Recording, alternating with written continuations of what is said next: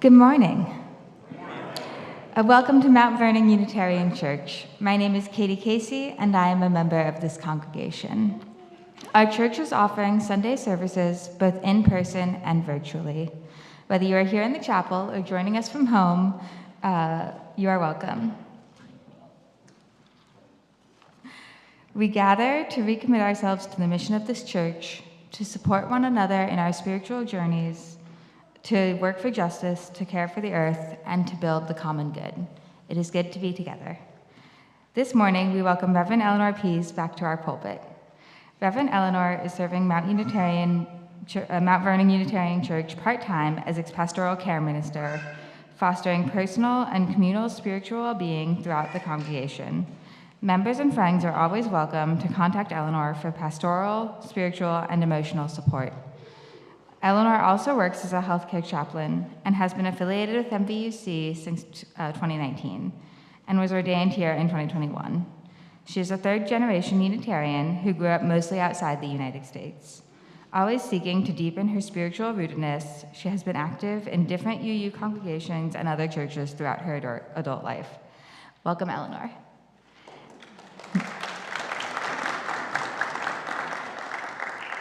At this time, I'd like to invite Glenn Sheffield, our Board of Trustees Chair, to come forward. He has several announcements for us.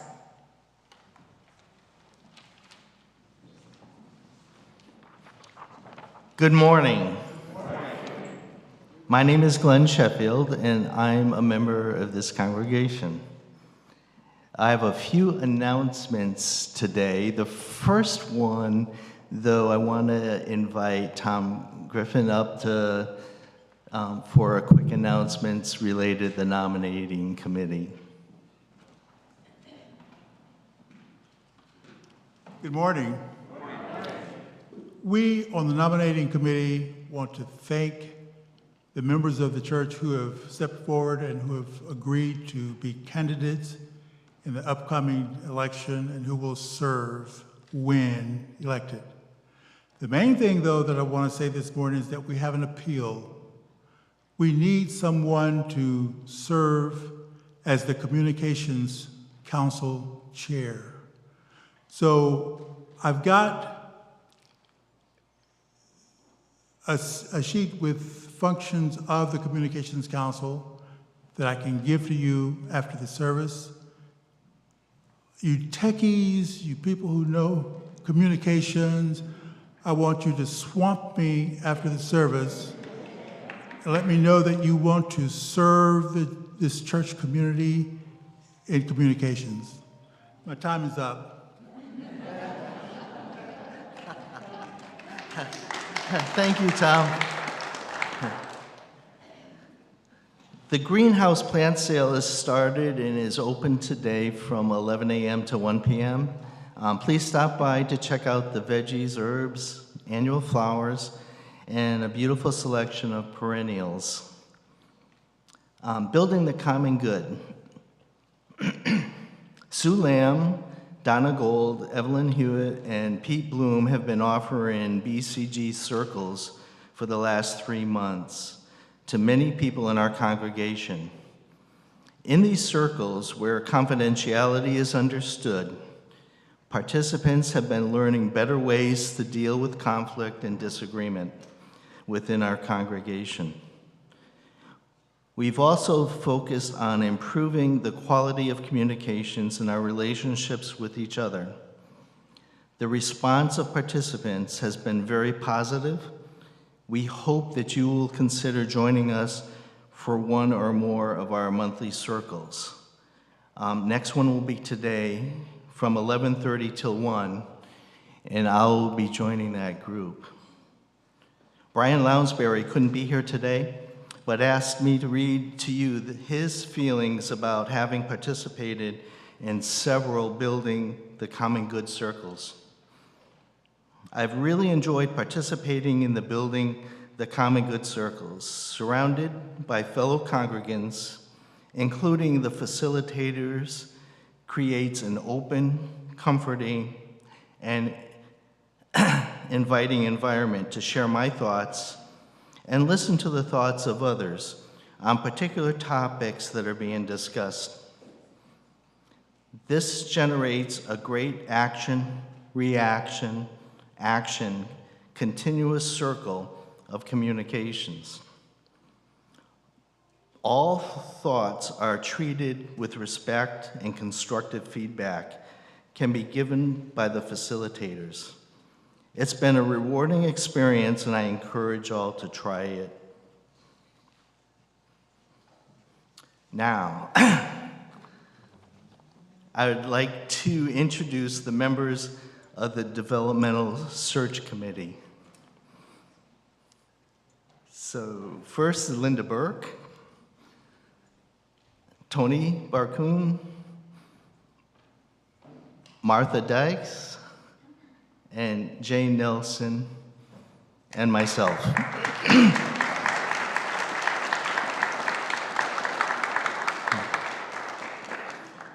We have worked together to find an incredible match of Reverend Dave Clements, currently from Santa Rosa, California. We are the only congregation in this year's search that had a direct match with a candidate. Here are some notes we took regarding his interview process.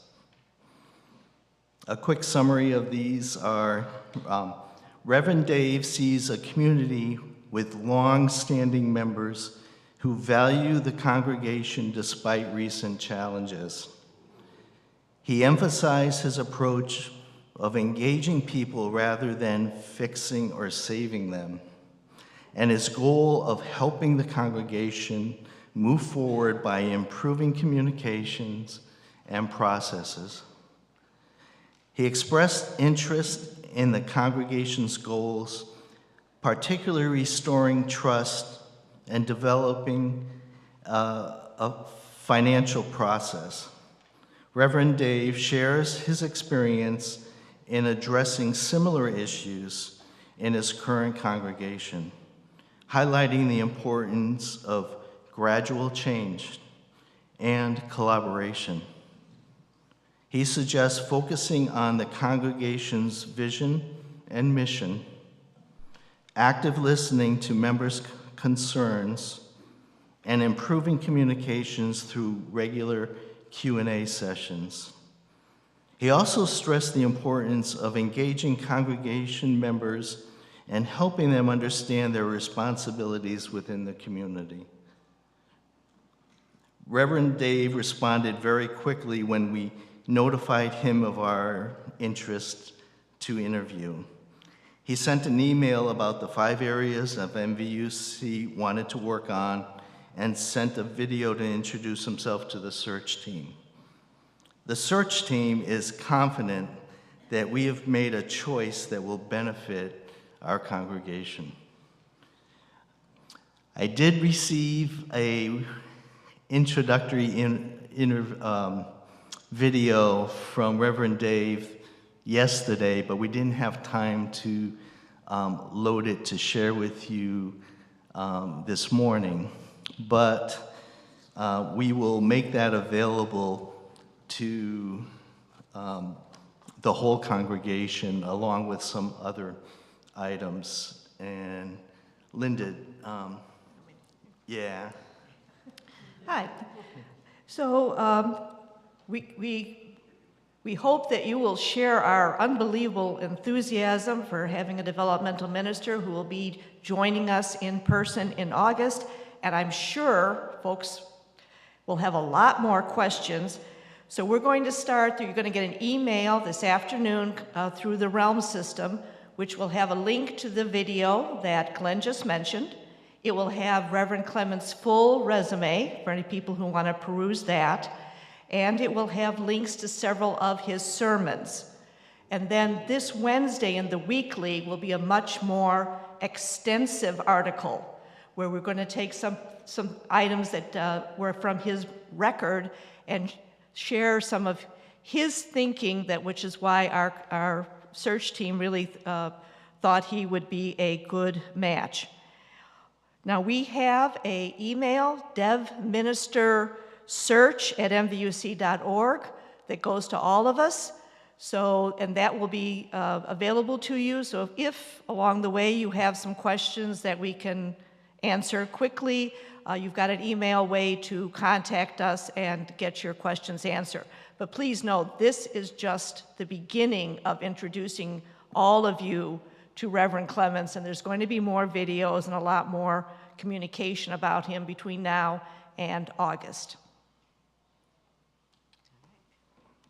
Okay, so thank you, team.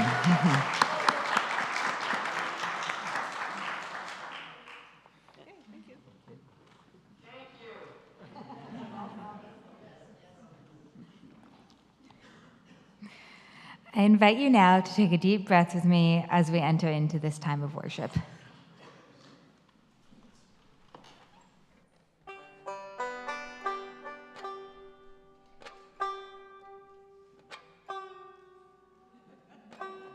Problem with banjos. Spend half your time tuning them, the other half playing them out of tune. I invite you to sing along if you know the song, and certainly the last line repeats with every verse. I dreamed I saw Joe Hill last night, as live as you and me. Says I, but Joe, you're 10 years dead. I didn't die, said he. I didn't die, said he. In Salt Lake, Joe, I says to him standing by my bed, they framed you on a murder charge. Says Joe, but I ain't dead. Says Joe, but I ain't dead. The copper bosses framed you, Joe. They shot you, Joe, says I. Takes more than guns to kill a man. Says Joe, I didn't die. Says Joe, I didn't die. And standing there as big as life, smiling with his eyes, Joe says what they could never kill, went on to organize, went on to organize. From San Diego up to Maine, in every mine and mill, where workers strike and organize, says he, you'll find Joe Hill. Says he, you'll find Joe Hill. I dreamed I saw Joe Hill last night, alive as you and me. Says I, but Joe, you're 10 years dead. I never died, said he. I never died, said he.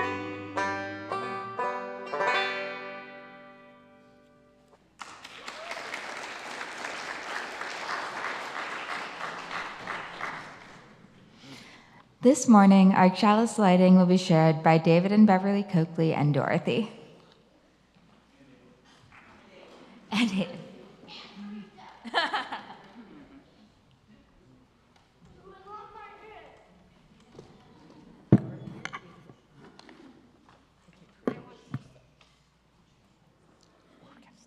Look out towards the audience now. Blessed is the match consumed in kindling flame. Blessed is the flame that burns in the heart's secret places. Blessed is the heart with strength to stop its beating for honor's sake. Blessed is the match consumed in kindling flame.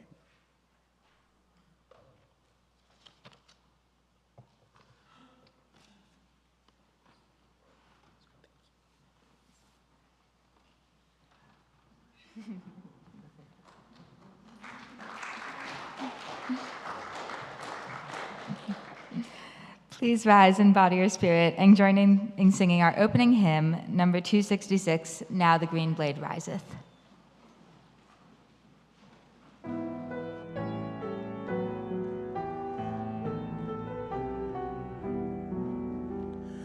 Now the green blade riseth from the buried grain.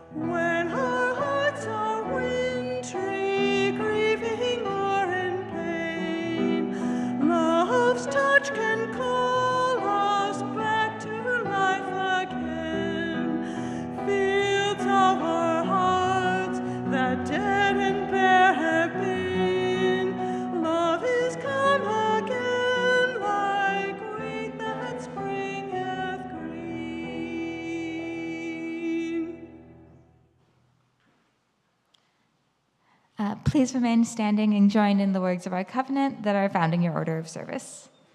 Love is the teaching of this church. The quest of truth is its daily task, and service is its prayer. To dwell together in peace, to seek knowledge and freedom, to serve life in community, to the end that all souls shall grow in harmony. This is our covenant with each and with all. At this time, I'd like to ask Will James to come up and share a message with us.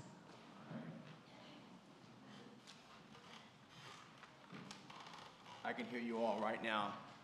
When Will James gets up, he's going to ask for something. And that's pretty much true, but that's later on in my speech.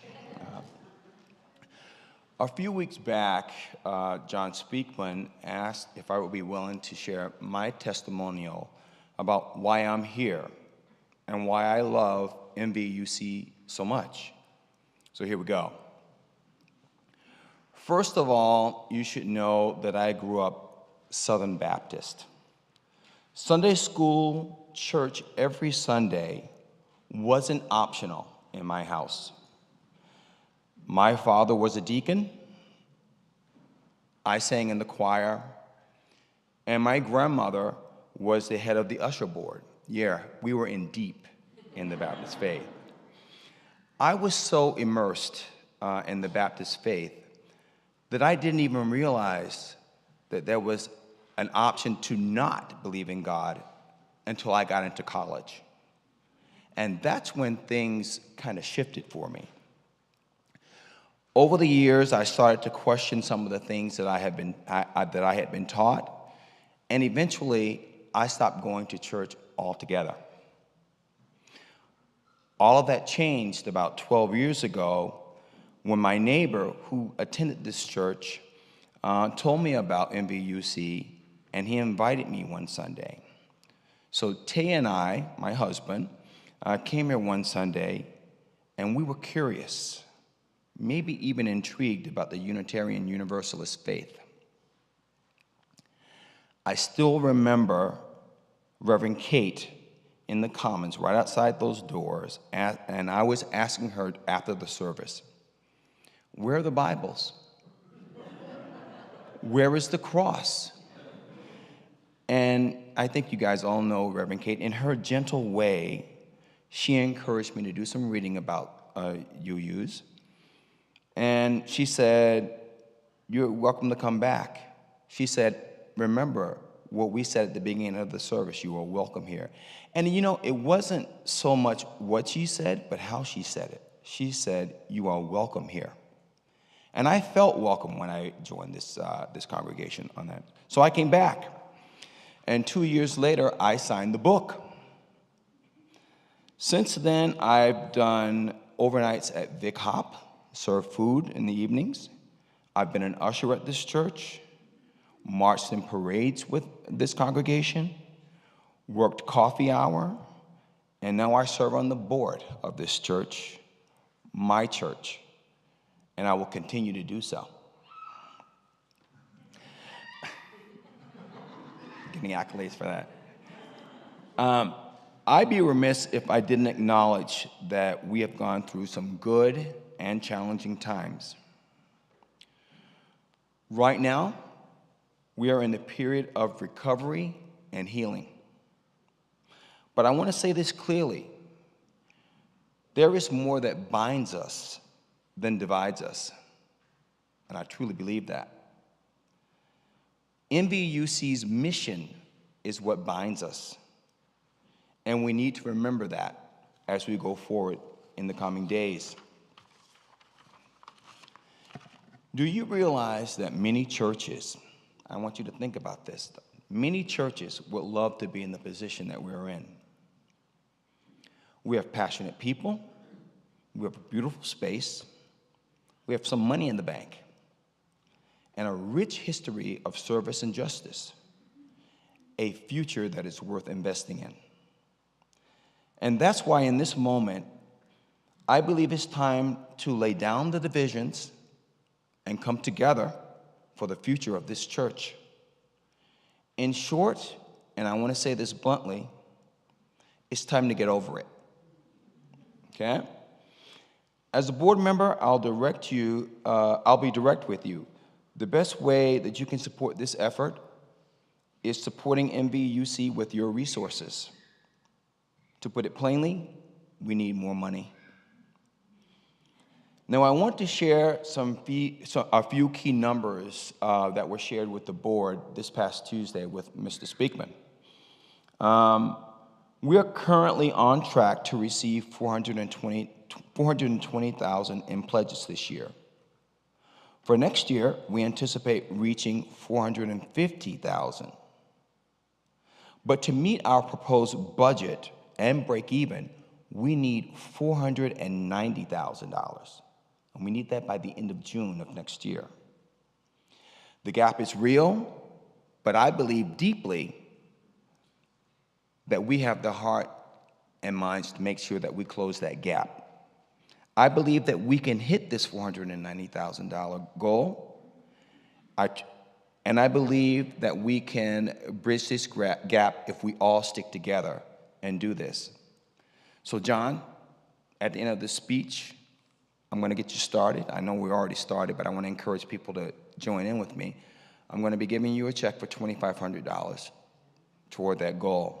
I invite each of you to do the same. Maybe not at that level or higher. Do whatever you can to help us reach that $490,000 goal. Let's move past let's not concentrate on the past. Let's open a new chapter of healing and hope for MVUC.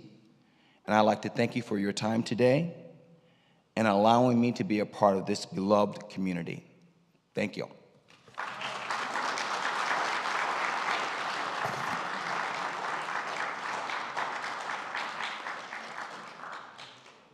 We come now to the morning offering. Mount Vernon Unitarian Church continues to share the plate with organizations that you, our members, have chosen. During the month of April, our offering is shared with Neighborhood Health. We heard from MVUC member and Neighborhood Health pediatrician Cheryl Foch last Sunday about the work of Neighborhood Health in our community. Their mission is to improve health and advance health equity in Alexandria, Arlington, and Fairfax by providing high-quality primary care regardless of ability to pay. Their vision is that everyone in our community has the highest quality health care and the opportunity to attain their highest level of health, and their values align with our UU principles: integrity, collaboration, accountability, respect, and excellence. I invite this gathered community to offer whatever you are most comfortable with in the spirit and financial generosity to Neighborhood Health and for the mission of our church community. Will the ushers please come forward?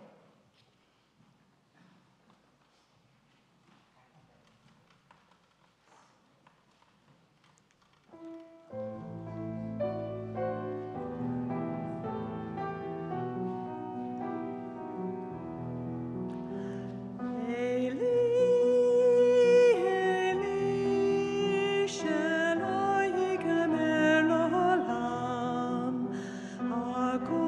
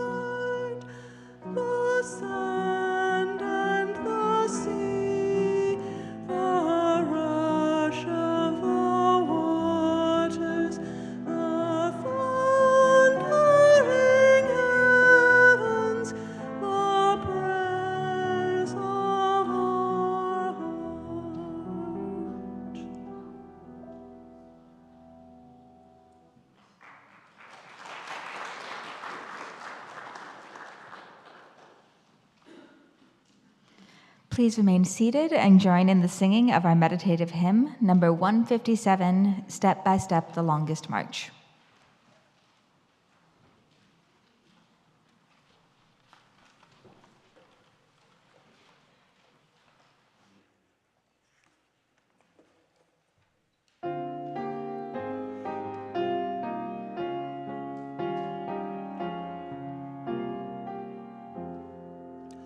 Step by step, the longest march can be won, can be won.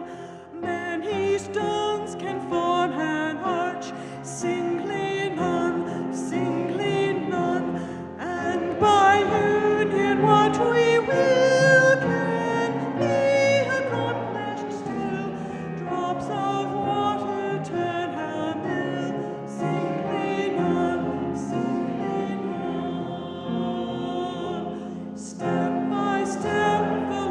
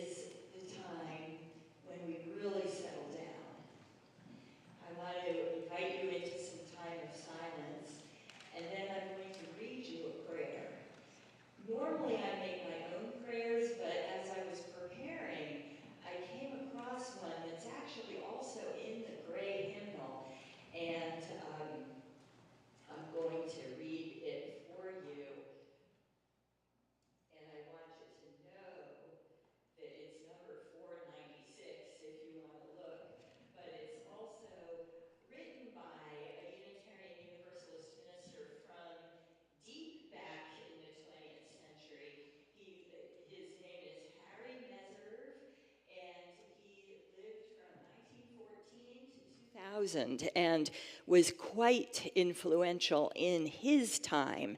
And when I read these words, I felt like someone was speaking across the generations with a message for us now. So that's the intro. Let's settle down, take a deep breath, be comfortable.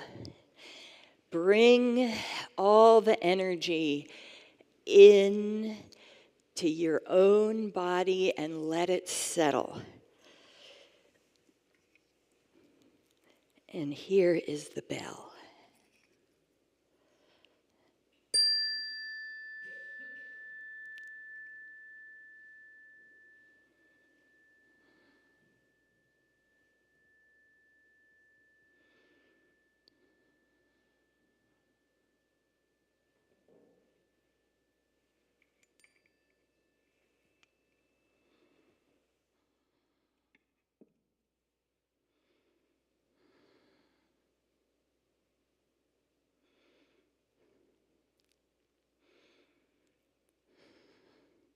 From arrogance, pompousness, and from thinking ourselves more important than we are, may some saving sense of humor liberate us.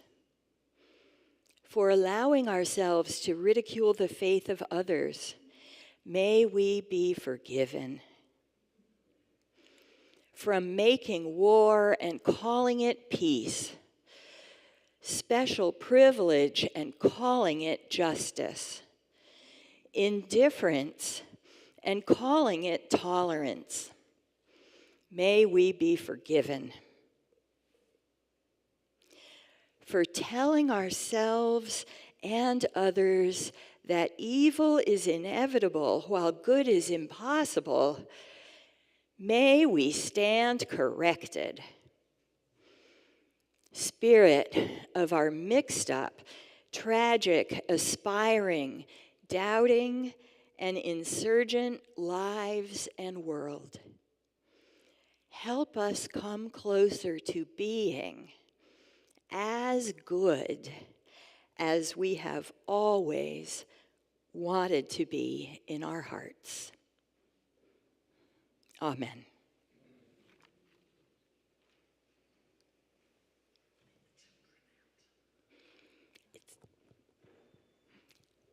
We don't have the song that we often sing to let the children go. We're not going to sing it today. I don't see it but the children are welcome to depart whenever, or we could just do it. Should we just do it? Let's just do it. It might be a long service, so enjoy.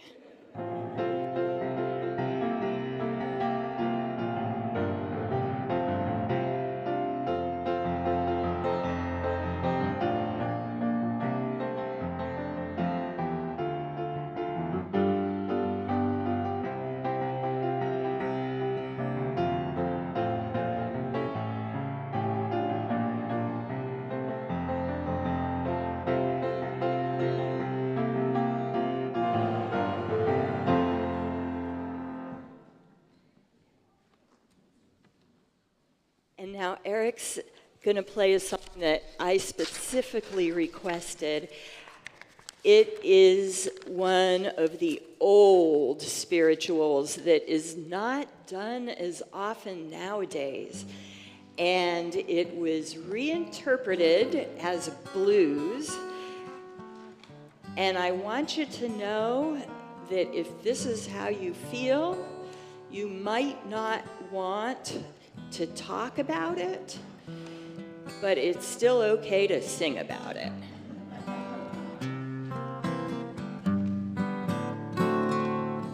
The blind man stood on the road and cried.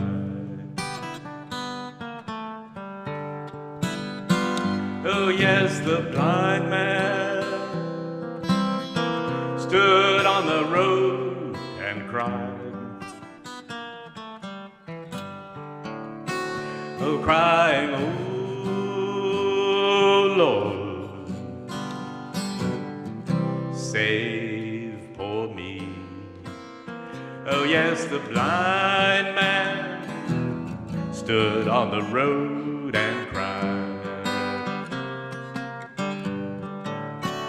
Oh, crying, Jesus, give me back my sight. Oh, crying, Jesus, give me back my sight. Crying, oh my Lord, save poor me. Oh yes, the blind man stood on the road and cried.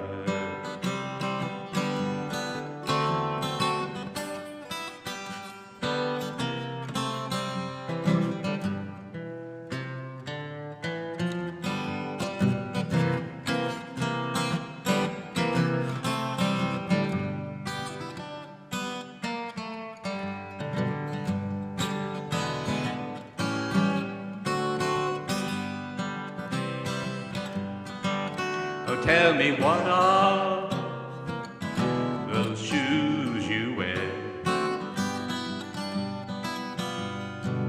Tell me, what kind of shoes are these you wear? Oh, crying, oh, Jesus, save poor me. Yes, the blind man stood on the road and cried.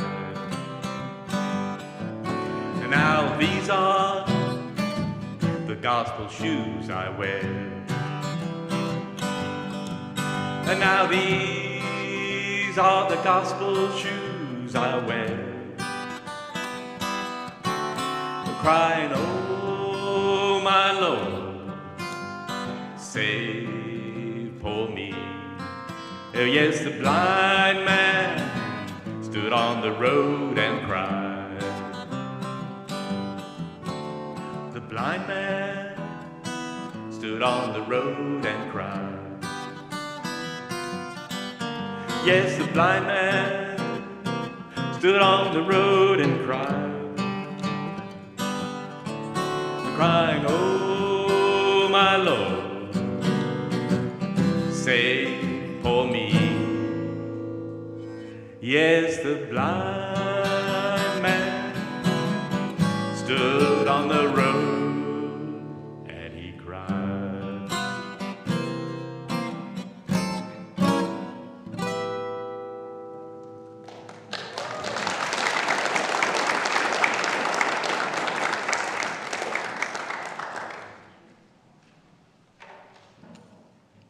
Thank you.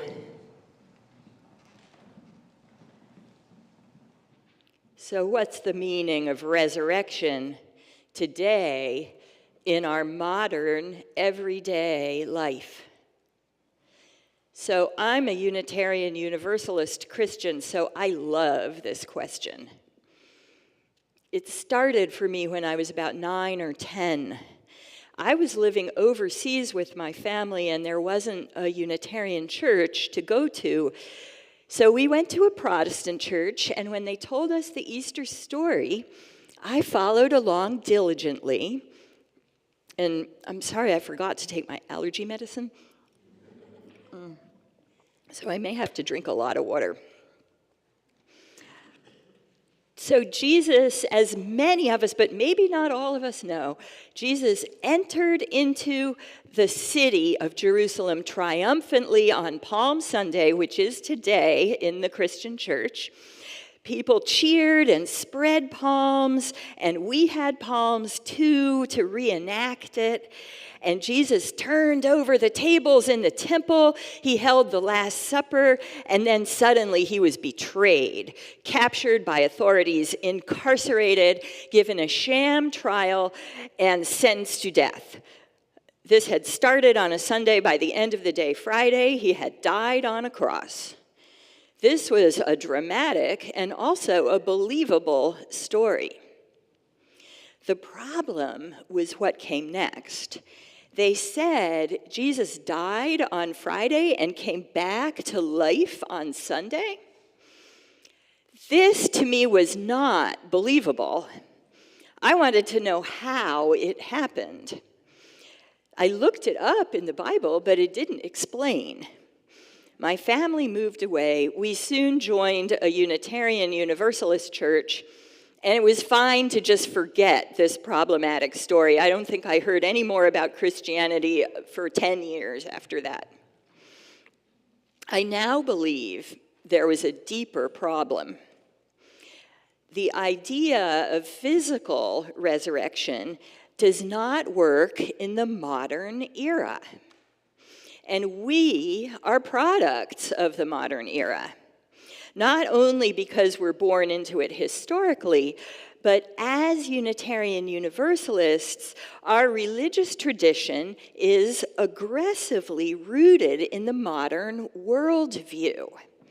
We are people who pushed back 500 years ago against older ways of thinking and experiencing the world. A huge part of our tradition throughout the generations is to root our beliefs in modern ways of knowing, like direct experience, logical reasoning, and the scientific method. So, of course, to a modern thinker, the resurrection story is difficult, if not impossible.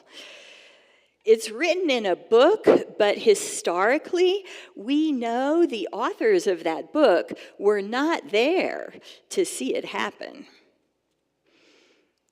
I had to grow a little older to discover the story's metaphorical power. And I was incredibly lucky as a young adult to be exposed to the theology of Dr. Martin Luther King Jr. through a Unitarian Universalist lens. My first mind-blowing encounter was at All Souls Church in Washington, D.C. And there I caught on the insistent faith in Jesus coming back to life, whether it physically happened or not, was a catalyst to resist oppression. This resistance was more than political. It was spiritual resistance to the cruel, death-dealing conditions of the lives of African people enslaved in this country and right here on this land in Virginia. Under slavery, the people could not build power to free themselves. Every day they could see the profits from their stolen labor as well as stolen land, feeding the abounding wealth of the United States, and they got nothing. The miracle of the resurrection helped them survive this overwhelming reality. And how did that work? Well, Jesus' life and message was about love. And as Dr. King said, not a sentimental love, but a muscular love. An intelligent love, an implementing kind of love that promised to bring about justice and community thriving. Jesus turned over the tables of the money changers in the temple because the poor people were getting ripped off. When he stepped out of the tomb, that was the exact same love prevailing over death. And this love is so big, bigger than you and me here, bigger than our church, bigger than the wealthy slaveholders, bigger than the government, even today, bigger than the billionaires. It's so big because it's so small. It's interwoven underground like grassroots. And global politics can't touch it. Whatever they might do to anyone, to us and our loved ones, we will outlast. We can do it by welcoming the stranger, healing the sick, feeding the hungry, visiting the prisoner, turning over the tables, the teachings of Jesus. And not only Jesus, but many great religious teachers. If a community, no matter how oppressed, could do these practices of powerful love, and they are practices, they could survive and they could even rise up. They could make their way into a better day. And this has been proven again and again in history. So this was the joy of resurrection. But I learned I could not feel it if I did not also enter into the suffering. I had to feel the hopelessness of the blind man who stood on the road and cried. I had to be in that spot of not knowing whether divine intervention was coming or not. Were you there when they nailed him to the cross? When I could sing those songs and reenact the Passion play? Then I could feel the love conquering death. And this kind of resurrection is for everyone. Joe Hill was resurrected in the song. Joe Hill was a labor organizer, an immigrant, and a songwriter himself who was framed for murder, as you heard, and executed by firing squad in Utah in 1915 at the age of 36.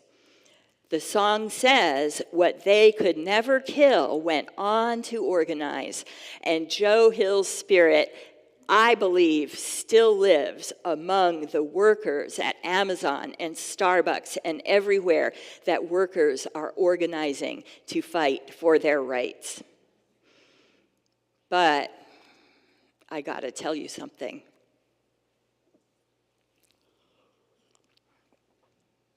I haven't been feeling it the same way this year.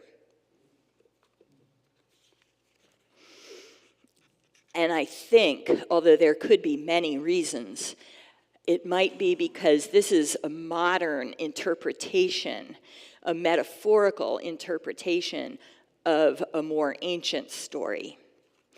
Yes, this interpretation helps people survive colonial degradation that is embedded throughout the modern age, and I love it for that, but it is also rooted in mental and emotional symbolism that for us moderns, we have to separate it from physical reality. And modern ways of knowing are not helping us to decolonize, which in 2025 is what we need to do. We need to decolonize. So I have a reading that Katie is going to help with. And Katie, could you come on forward? And there is also a slide that you can see on your left-hand side. So you can see the author and the book that it's from. The author is Vanessa Machado de Oliveira, and the book is called Hospicing Modernity. Katie, you begin. All right. Decolonization is impossible when our livelihoods are underwritten by colonial violence and unsustainability. The food we eat, the clothes we wear, our health systems and social security, and the technologies that allow us to read and write about this are all subsidized by expropriation, dispossession, destitution, genocides, and ecocides. There is no way around it. We cannot bypass the difficult work that must be done in order to hospice modernity and midwife something different. Therefore, we understand that our decolonial gestures and attempts to undertake this work will undoubtedly and inevitably fail. However, how we fail is important.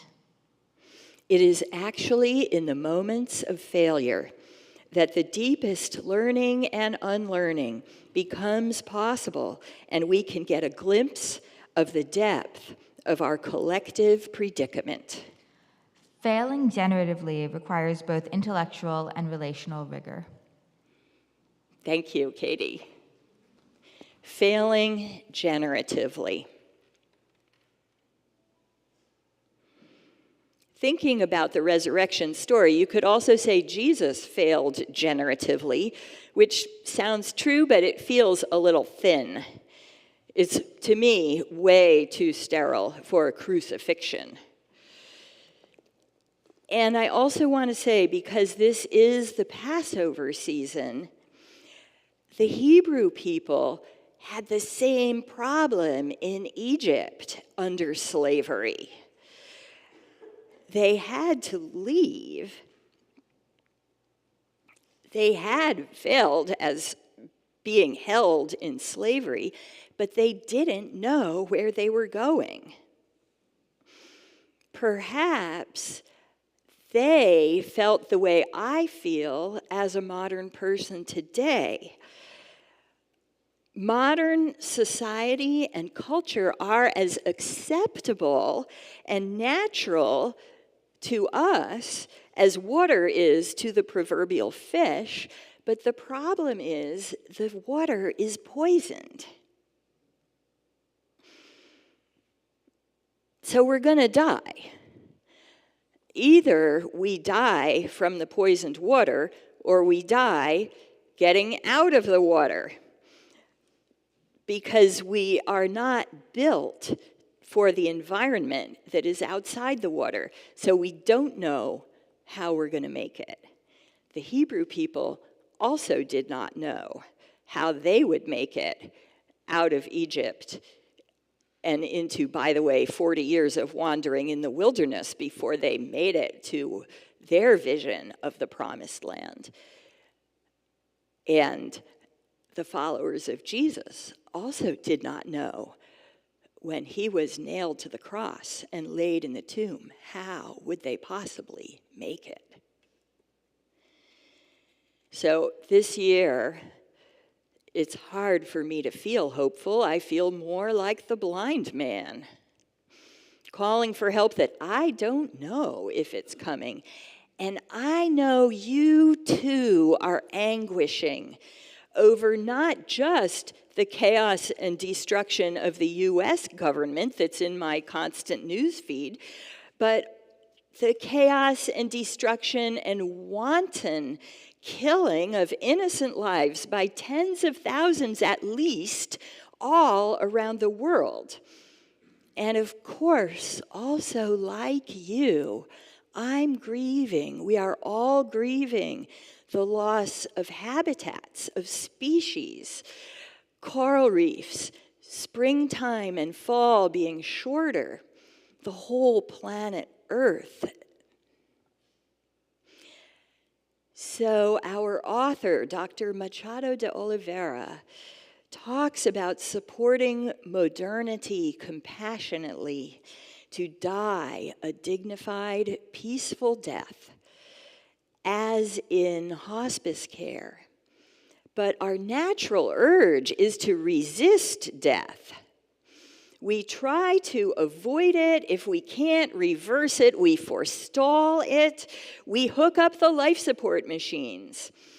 In midwifing something different, we don't know what that will be. Whatever it is may be small and weak at first.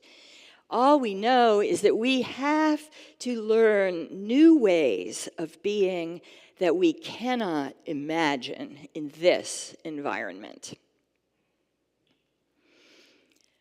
But I have a different story for you.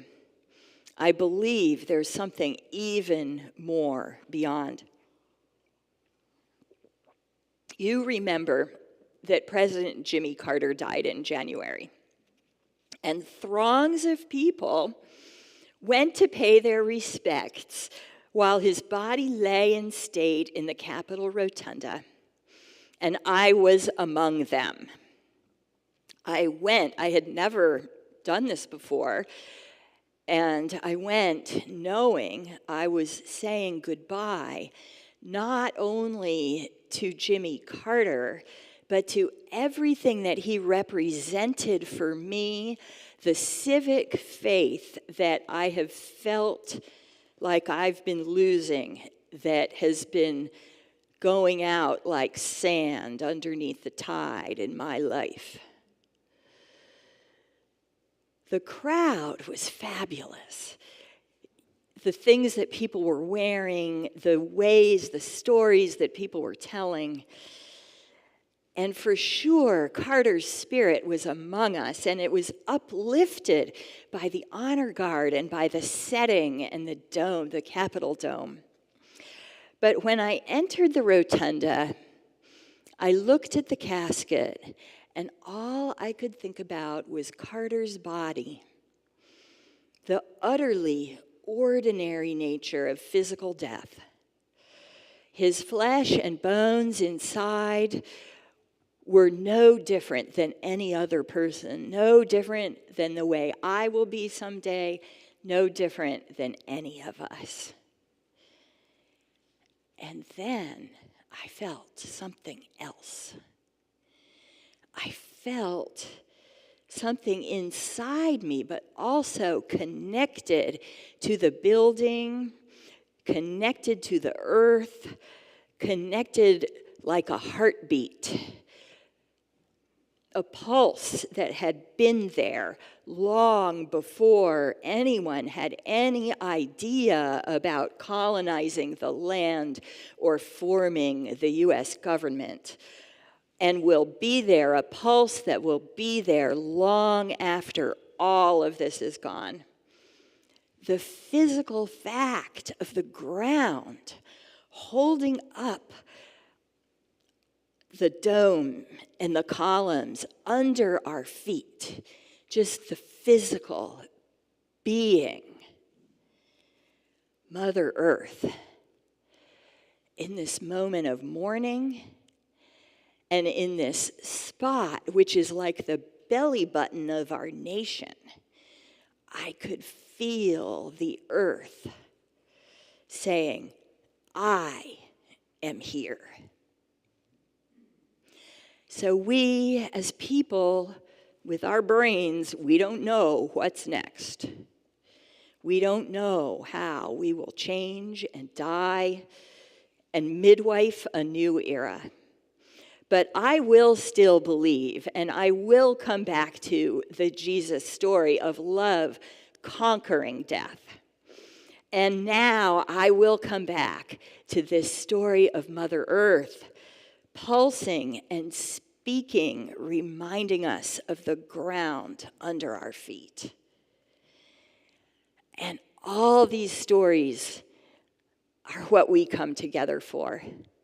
These stories widen the horizon of my soul. And widening the horizons of our souls is what we must do to meet the unknowable future, to forsake the ways that cause harm, and to cultivate the love that is stronger than death, even when death does come. Let us widen the horizons of our soul. And we are now going to sing about that. So please stand in body or in spirit and get ready to sing number 270 in that same book. Join with me in singing O Day of Light and Gladness.